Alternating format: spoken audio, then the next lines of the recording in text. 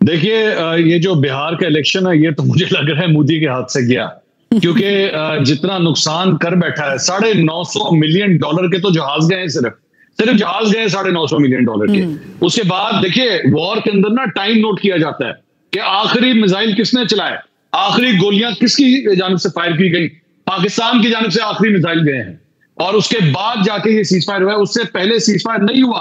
पाकिस्तान को बहुत दफा कहा गया, मैं पिछले 24 घंटे से मुख्तलिफ आपके साथ कोट कर सकता हूं।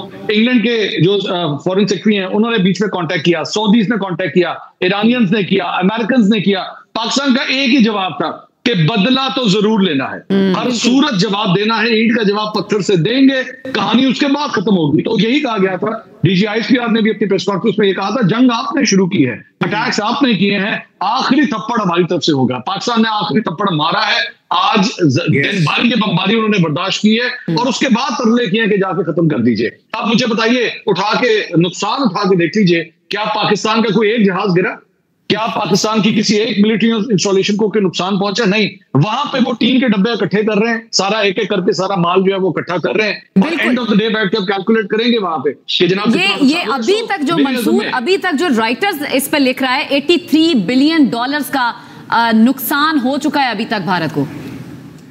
देखिए $83 बिलियन जो है ना, वो सिर्फ in terms of financial calculation है। इमेज का नुकसान है, इमेज का नुकसान कितना बड़ा है आप ये देखिए। इनके फ्रंट खुल गए हैं सारे, इनके सारे फ्रंट्स जो हैं वो चाइनीज की तरफ से, बांग्लादेशीज की तरफ से, पाकिस्तानीज की तरफ से। मैं आपको अभी से बता देता हूं, आप देखिएगा बांग्लादेश के अंदर चाइनीज इन्फ्लुएंस अब बढ़ जाएगा। जब वो ये देखेंगे कि जनाब चाइनीज टेक्नोलॉजी इतनी एडवांस है, ये तो इंडिया का सत्यानाश करके रख देती है, वहां पे भी डिफेंस कॉन्ट्रैक्ट सब आप देखेंगे। तो इंडिया को अब इस वक्त मुसीबत पड़ जाएगी कि आगे हमने अपना दिफा किस तरह करना है। ऑप्टिकली ये जो इसके ऑप्टिक्स का नुकसान है ना, मेरे ख्याल में जनरल साहब इसमें बड़ा बेहतर कमेंट कर सकेंगे। इसके ऑप्टिक्स का बहुत बड़ा नुकसान हुआ है इंडिया का।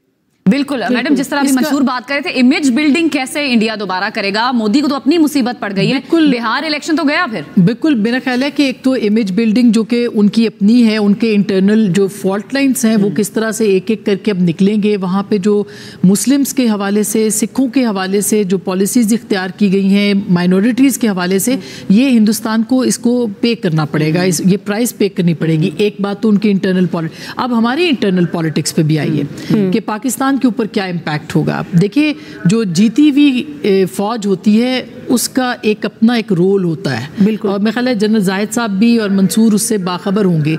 अब से पहले जो पाकिस्तान की फौज के हवाले से लोगों के अंदर अगर कोई इख्तलाफ भी था, जो परसेप्शन, आज वो खत्म हो गया।